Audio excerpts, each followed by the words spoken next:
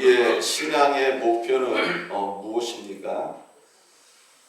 예수를 믿음으로 말미암아 이 땅에서 내가 건강하고 부자가 되고 행복한 삶을 사는 것이 우리의 신앙의 목표입니다.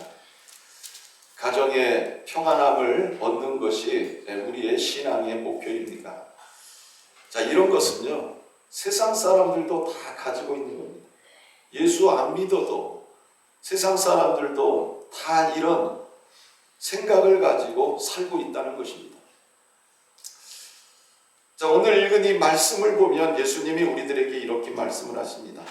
하늘에 계신 너희 아버지의 온전하신 같이 너희도 온전하라. 자, 우리의 신앙의 목표는 뭐냐? 바로 이 말씀입니다. 하늘에 계신 너희 아버지의 온전하신가 같이 너희도 온전하라. 우리가 이 땅에서 신앙의 목표는요, 바로 온전함입니다. 자, 온전함이 무엇입니까? 마태복음 5장 48절 세번역 성경은 이렇게 기록해 놓았습니다. 그러므로 하늘에 계신 너희 아버지께서 완전하신 것 같이 너희도 완전하라. NIV 영어 성경에 보면 be perfect. Therefore, as your heavenly Father is perfect. 이렇게 되어 있어요. 완벽하라는 것입니다. 너희 하늘의 아버지가 퍼펙트한 것처럼 너희도 퍼펙트하라. 이렇게 NIV 성경에 말씀하고 있습니다. 자, 그런데 여러분, 이 세상에는 완벽한 사람이 있습니까? 없습니까? 완전한 사람이 있습니까? 없습니까? 없어요. 성경은 이렇게 말씀하고 있습니다. 의인은 없나니 하나도 없다. 하나님께서요, 이 세상을 굽어 살펴보시면서 이 땅에 있는 모든 인간들을 다 살펴보시니까 의인은 하나도 없다. 하나님이 이렇게 결론을 내리셨습니다. 로마서 3장 11절부터 보면 이런 말씀이 나옵니다.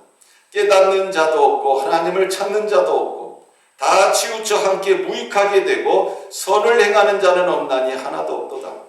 그들의 목구멍은 열릴 무덤이요 그 혀로는 속임을 일삼으며 그 입술에는 독사의 독이 있고 그 입에는 저주와 악독이 가득하고 그 발은 피 흘리는데 빠른지라. 파멸과 고생이 그 길에 있어 평강의 길을 알지 못하였고 그들의 눈앞에 하나님을 두려워함이 없느니라 한가 같으니라. 여러분, 이것이 인간의 자상입니다. 바로 인간의 모습이라는 것입니다. 여러분, 인간은 다 죄인입니다. 자, 그러면 이 땅에 과연 온전한 분이 있었을까요? 바로 예수님밖에 없다는 것입니다. 예수님만이 죄가 없으신 분임을 말씀하고 있습니다. 예수님은 성령에 의해서 동정녀에게 잉태되어져 가지고 이 땅에 태어나신 분입니다. 그래서 예수님은 죄가 없습니다. 무음하십니다. 우리 인간들은 세상에 태어날 때 다 원죄를 가지고 태어납니다. 그래서 우리는 다 죄인입니다. 히브리서 4장 15절에 보면 우리에게 있는 대제사장은 우리의 연약함을 동정하지 못하실 리가 아니요 모든 일에 우리와 똑같이 시험을 받으시니로되 죄는 없으시니라. 이렇게 말씀하고 있습니다. 예수님은 죄가 없다고 성경은 명확하게 말씀하고 있습니다. 그러므로 우리는 긍휼하심을 받고 때를 따라 돕는 은혜를 얻기 위하여 은혜의 보좌 앞에 담대히 나아갈 것이니라. 죄로 말미암아서 하나님과 인간이요 관계가 완전히 틀어졌어요. 근데 이 관계를 회복시키기 위해서 성자 하나님이신 예수 그리스도께서 이 땅에 인간의 몸을 입고 오셨습니다. 우리의 죄와 허물을 대신 지시고 십자가에 못 박혀 돌아가심으로 그리고 사흘 만에 부활하심으로 하나님과 인간과의 이 관계가 다시 회복되는 이런 놀라운 역사가 일어나게 되어졌습니다. 예수님께서 십자가에서 우리의 모든 죄와 허물을 다 대속하셨어요. 예수님은 부활하셔서 이 땅에 40일 계시다가 하늘로 승천하셨습니다. 하나님 우편에 앉으셔서 지금 우리를 위하여 기도하고 계십니다. 디모데전서 2장 5절에 보면 하나님은 한 분이시요 또 하나님과 사람 사이의 중보자도 한 분이시니 그 사람이신 그리스도 예수라 이렇게 말씀하고 있습니다. 예수님이 우리의 중보자십니다. 하나님 우편에 앉으셔서 우리를 위하여 기도하고 있습니다. 그래서 우리가 낙심되어질 때도 염려하지 않을 것은 주님이 바로 나를 위해서 기도하고 있는 겁니다. 그리고 우리가 이 땅에서 예수의 이름으로 기도할 때 하나님은 그 기도를 들어주시는 것입니다. 예수님은 구원받은 우리들에게 온전하라고 말씀하고 계십니다. 어떻게 인간인 우리가 하늘에 계신 하나님처럼 온전할 수 있을까? 우리는 이 말씀을 보면서 좌절감을 느낍니다. 왜요? 어떻게 인간인 우리가 하나님처럼 온전할 수 있을까? 이거는 불가능하다. 우리는 이렇게 생각합니다. 그러나 앞에서 예수님께서 말씀하신 것들을 보면서 예수님이 우리에게 지금 온전하라고 말씀하신 이 온전함이 무엇인가를 우리가 깨닫게 된다면 왜 예수님께서 우리에게 온전하라고 하셨는지 그 이유를 알게 되는 것입니다. 44절에 보면요. 이 마태복음 5장 44절에 보면 이런 말씀이 나옵니다. 먼저 하나님의 온전함은 너희 원수를 사랑하며 너희 원수를 사랑하며 여러분 유대인들은 자라면서 이런 말을 듣고 자랐습니다. 내 이웃을 사랑하고 내 원수를 미워하라. 유대인들이 자라면서 부모님들에게 들었던 이러한 말입니다. 유대인들은요, 자기 옆에 있는 이웃들을 사랑합니다. 그러나 원수들은 미워합니다. 그래서 이 유대인들은 이에는 이, 눈에는 눈으로 행동을 합니다. 지금 이스라엘하고 하마스 간의 전쟁이 벌어지고 있습니다. 하마스가 미사일 하나 쏘면요, 반드시 이스라엘은 똑같이 대응합니다. 아니 그 이상으로 미사일을 퍼붓습니다. 이스라엘이 팔레스타인과의 전쟁도 마찬가지입니다. 전에도 그 아랍 나라들과 전쟁할 때 보면요, 절대로 물러서는 법이 없고 참는 법이 없습니다. 그게 유대인들의 특징입니다. 왜? 그렇게 교육을 받아요. 이에는 이, 눈에는 눈. 이렇게 대응할 것을 교육을 받습니다. 받은 것은 반드시 돌려줘야 되는 것이 유대인들입니다. 자, 그런데 예수님은 뭐라고 말씀하는 거예요? 너희 원수를 사랑하라. 여러분, 이것이 바로 뭐라는 거예요? 온전함이라는 거예요. 여러분, 온전함이 다른 것이 아니라 너희 원수를 사랑하는 것, 이것이 바로 온전함임을 우리들에게 말씀하고 있습니다. 또 예수님은 더 나아가서 너를 박해하는 자를 위해서 기도하라 이렇게 말씀하고 있습니다. 여러분, 원수 사랑 쉽습니까? 어렵습니까? 어려워요. 저 원수의 발걸음만 들어도 싹 피해가죠. 원수의 그림자만 봐도 고개를 돌립니다. 이게 사람이에요. 그런데 예수님은 우리들에게 원수를 사랑하고 너를 박해하는 자를 위해서 기도하라 이렇게 말씀하고 있습니다. 여러분, 하나님의 온전함은 우리와 다릅니다. 하나님께서 해를 주실 때 어떻게 주십니까? 착한 사람에게만 해를 주십니까? 아니에요. 하나님께서 비를 주실 때 착한 사람에게만 주십니까? 아니에요. 하나님께서 공기를 주실 때 착한 사람에게만 줍니까? 그럼 아마 이 땅에는 살아남을 사람이 하나도 없을 거예요.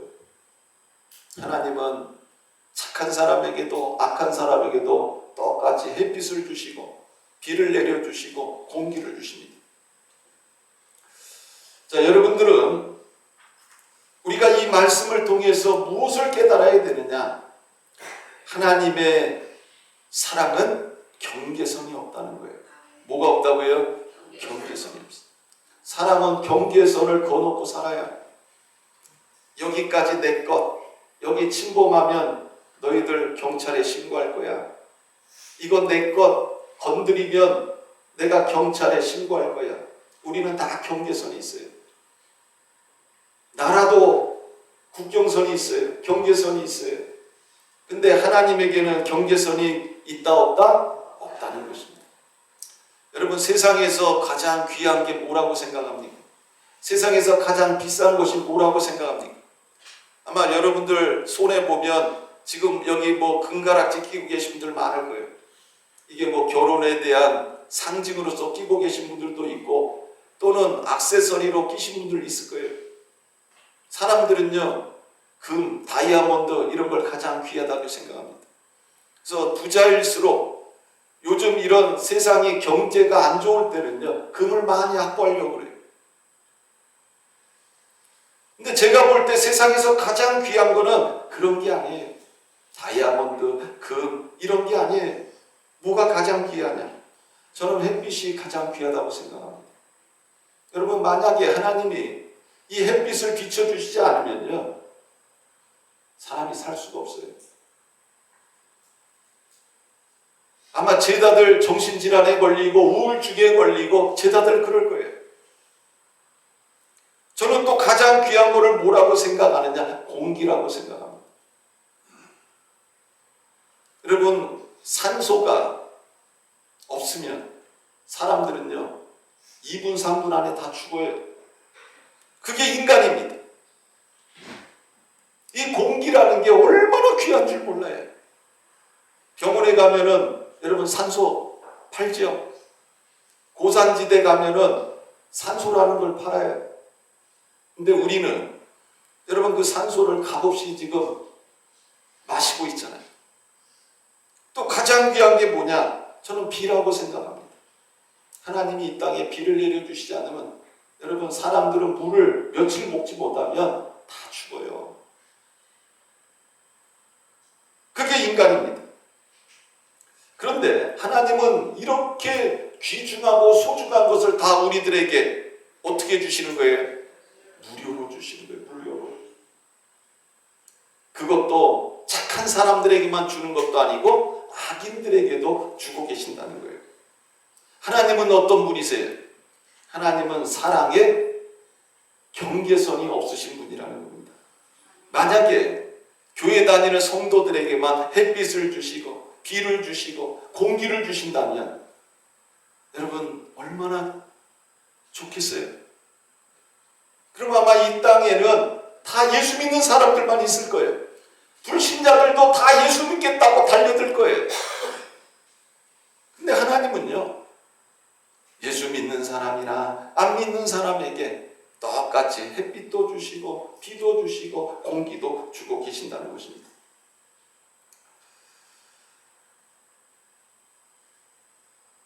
이처럼 하나님은 사랑의 경계선이 없다는 것입니다. 우리가 이 세상을 살면서 하나님이 착한 사람에게만 내가 공기를 줄게, 그래도 우리는 말을 못해요. 왜? 하나님 마음이니까. 이 우주 만물을 통치하시는 분은 하나님이신데 하나님 마음이니까 우리는 말을 못하는 거죠. 그런데 우리 하나님은 어떤 하나님이냐? 따라해보세요. 온전한 하나님이십니다.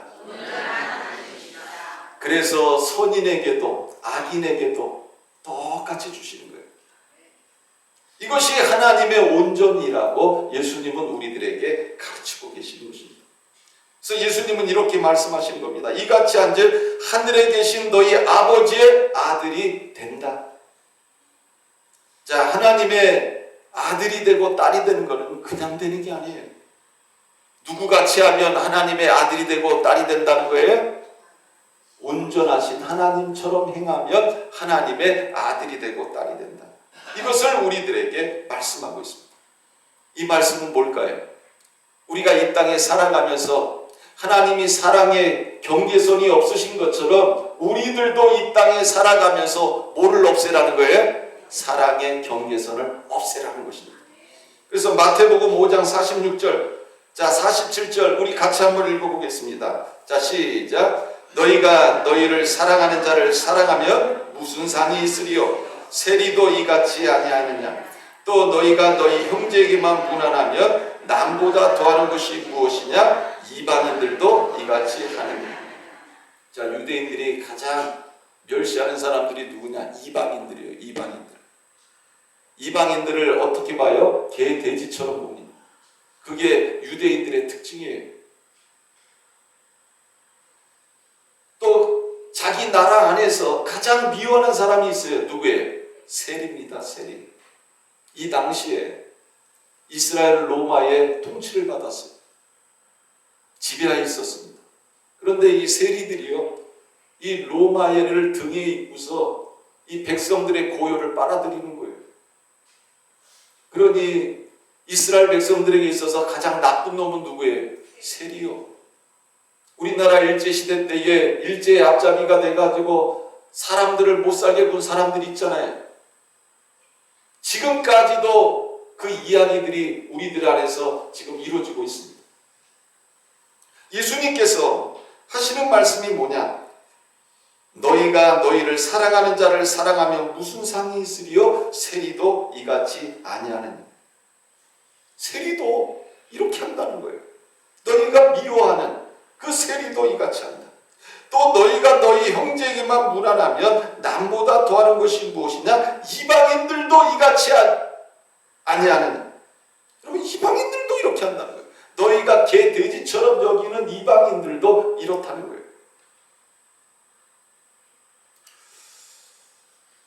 그러면서 예수님이 하신 말씀이 뭡니까? 그러므로 하늘에 계신 너희 아버지의 온전하신 것 같이 너희도 온전하라. 자, 그러면 우리가 어떻게 온전할 수 있습니까? 첫 번째로 하나님을 두려워하는 가운데서 거룩함을 온전히 이루어야 한다는 것입니다. 고린도후서 7장 1절에 보면 그런즉 사랑하는 자들아 이 약속을 가진 우리는 하나님을 두려워하는 가운데서 거룩함을 온전히 이루어 육과 영의 온갖 더러운 것에서 자신을 깨끗하게 하자. 이렇게 말씀하고 있습니다. 여러분, 하나님을 두려워하지 않으면 온전함을 온전히 이룰 수 없다는 것입니다. 우리가 이 세상을 살아가면서 하나님을 두려워할 때에 우리는 하나님 말씀에 순종할 수 있습니다. 이것이 중요하다는 것입니다. 여러분, 보디발의 아내가 요셉을 유혹할 때 여러분, 요셉이 뭐라고 이야기를 합니까? 거절하며 자기 주인의 아내에게 이르되 내 주인이 집안의 모든 소유를 간섭하지 아니하고 다 내 손에 위탁하였으니 이 집에는 나보다 큰 이가 없으며 주인이 아무것도 내게 금하지 아니하였어도 금한 것은 당신뿐이니 당신은 그의 아내임이라. 그런즉 내가 어찌 이 큰 악을 행하여 하나님께 죄를 지으리까? 하나님께 죄를 짓는다고 말씀하고 있어요. 요셉이 보디발의 아내의 유혹을 이긴 것은 하나님을 두려워함으로 이겼다는 거예요. 여러분, 오늘날 이 시대를 보면 참 한숨 나오지 않습니까? 참 우리나라의 현실을 보면 개탄스럽지 않습니까? 어쩌다 나라가 이렇게 됐을까요? 바로 하나님을 두려워함이 없기 때문에 그런 것입니다. 오늘날 참 수많은 사람들이 이 나라의 이런 모습들을 바라보면서 참 하나님 앞에 눈물을 흘려 기도를 드립니다. 중요한 것은요, 내가 하나님을 두려워하지 않으면 절대로 변화되지 않는다는 거예요. 이것을 우리가 깨달아야 되는 것입니다. 우리가 상대방을 아무리 손가락질하고 네가 나쁘다, 내가 나쁘다 해봐야 소용이 없습니다. 중요한 것은 내가 하나님을 두려워함으로 인해서 내가 변화되어야 된다는 거예요. 그렇지 않고는 여러분 이 나라에 소망이 없다는 것입니다. 자, 두 번째로는 하나님의 아들을 믿는 것과 아는 일에 하나가 되어야 한다는 것입니다. 에베소 4장 13절 우리가 다 하나님의 아들을 믿는 것과 아는 일에 하나가 되어 온전한 사람을 이루어 그리스도의 장성한 분량에 충만한 데까지 이르리니 이렇게 말씀하고 있습니다. 여러분, 온전한 사람이 되기 위해서는 예수를 믿고 예수를 예수를 아는 일에 힘써야 된다. 이렇게 성경은 우리들에게 말씀하고 있습니다. 여러분, 예수님을 어디서 알 수 있습니까? 바로 하나님의 말씀에서 예수님을 알 수 있는 겁니다. 디모데후서 3장 16절 17절에 보면요, 모든 성경은 하나님의 감동으로 된 것으로 교훈과 책망과 바르게 함과 의로 교육하기에 유익하니 이는 하나님의 사람으로 온전하게 하며 모든 선한 일을 행한 능력을 갖추게 하려 함이라. 이렇게 말씀하고 있습니다. 여러분, 인생은요, 광야길을 걷는 것입니다. 여러분, 광야에서 우리가 살 수 있는 길은 무엇인가? 사람이 떡으로만 살 것이 아니라 하나님의 말씀으로 사는 것을 성경은 우리들에게 말씀하고 있습니다. 우리는 날마다 하나님의 말씀을 가까이 하고 하나님의 말씀을 듣고 하나님의 말씀을 먹어야 합니다. 그래야 우리가 온전하게 되어진다는 것입니다. 종교개혁을 일으켰던 이 마틴 루터는요, 원래 법학도였습니다. 그는 누구보다도 더 열심히 기도하고 금식하면서 천주교의 교리와 계명과 규율을 배웠습니다. 그리고 1507년에 신부서품을 받게 됩니다.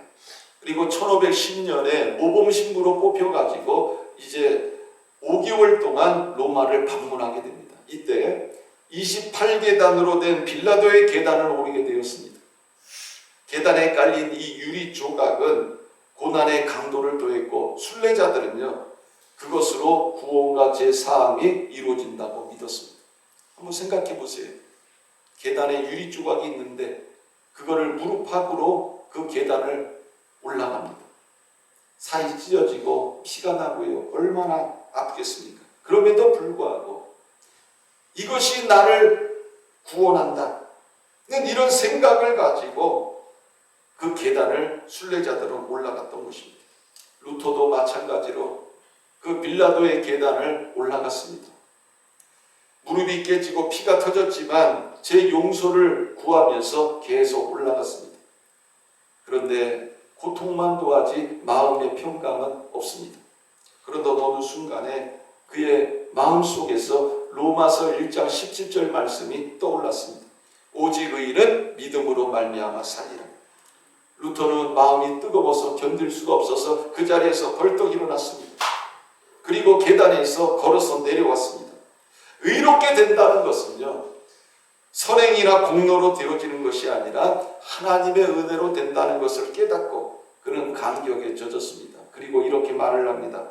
나는 마치 태어난 것 같습니다. 천국의 문이 열려서 내가 그 속으로 들어가는 것 같았습니다. 여러분, 온전하게 되는 것은요, 금욕으로 되는 게 아닙니다. 교리와 고행으로 되어지는 것도 아닙니다. 바로 하나님의 말씀으로 되어진다는 것입니다. 그래서 예수님은 너희 의가 서기관들과 바리새인들보다 낫지 못하며 결코 천국에 들어가지 못하리라, 이렇게 말씀을 합니다. 여기서 서기관과 바리새인들의 의는요, 장로들의 유정과 전통을 열심히 지키면서 하나님의 계명은 저버리고 율법을 열심히 지켜 행하며 자신들의 의만 자랑하는 이런 사람들을 의미를 합니다. 다시 말해서 사람의 계명으로 교훈을 삼아서 가르치며 하나님을 헛되이 경배하는 사람들을 향해서 예수님께서 말씀하신 것입니다. 하나님도 아브라함에게 이삭을 주기 전에 나타나셔서 이런 말씀을 합니다. 아브라함이 99세 때에 여호와께서 아브라함에게 나타나사 그에게 이르시되 나는 전능한 하나님이라 너는 내 앞에서 행하여 완전하라. 자, 하나님은 당시의 그 세상의 풍속을 따라가지고 하나님의 약속을 기다리지 않고 여종인 하갈을 통해서 이스마엘을 얻고 그 아들을 보면서 하루하루의 삶의 기쁨 속에 빠져있던 이 아브라함을 책망하신 것입니다. 그래서 99세에 나타나셔서 너는 내 앞에서 행하여 완전하라. 왜 하나님이 너는 내 앞에서 행하여 완전하라 하십니까? 아브라함에게 약속의 자녀인 이삭을 주시기 위해서 하나님께서 이렇게 말씀하신 것입니다. 하나님은 그 어떤 축복을 주실 때 우리들에게 이것을 요구하십니다. 사무엘하 22장 26절에 보면 자비한 자에게는 주의 자비하심을 나타내시며 완전한 자에게는 주의 완전하심을 보이시며 이렇게 말씀하고 있습니다. 하나님 앞에서 온전하기 위하여 애쓰는 사람들에게 하나님은 하나님의 온전하심을 나타내신다. 성경은 이것을 우리들에게 말씀하고 있습니다. 많은 신앙의 인물들이 다 하나님 앞에서 온전한 사람들이었습니다. 창세기 6장 9절을 보면 하나님이 세상을 물로 심판하실 때 택하신 노아에 대하여 이렇게 말씀합니다. 이것이 노아의 조건이라. 노아는 의인이요 당대의 완전한 자라. 그는 하나님과 동행하였습니다. 또 창세기 5장 21절도 보면 에녹은 65세 때에 무두셀라를 낳았고 무두셀라를 낳은 후 300년을 하나님과 동행하며 자녀들을 낳았으며 에녹이 하나님과 동행하더니 하나님이 그를 데려가심으로 세상에 있지 아니하였더라. 누가 하나님과 동행을 했습니까? 바로 완전한 자, 온전한 자가 하나님과 동행했다는 것입니다. 그래서 에녹은 300년을 하나님과 동행하다가 하나님이 그를 데려가심으로 세상에 있지 않았다. 하나님과 동행한 엘리야도 불말과 불수레로 엘리야를 엘리사와 갈라놓고 회오리 바람으로 하늘로 데려갔다. 성경은 이렇게 말씀하고 있습니다. 욥기 1장 1절을 보면 우스 땅에 욥이라 불리는 사람이 있었는데 그 사람은 온전하고 정직하여 하나님을 경외하면서 악에서 떠난 자더라. 이렇게 말씀하고 있습니다. 하나님이 그렇게 마귀에게 자랑했던 이 욥도 어떤 사람이었어요? 온전한 사람이었다. 자, 그러면 이 온전함이라는 이 단어 앞에서 제가 퍼펙트, 완전한이라고 말씀을 드렸습니다. 그러나 인간은 온전할 수 없습니다. 완전할 수도 없습니다. 그래서 예수님은 이런 인간의 모습을 아시고 목욕한 사람은 발만 씻으면 된다. 이렇게 말씀을 하셨습니다. 자, 그러면 여기서 말하는 이 온전함은 무엇입니까?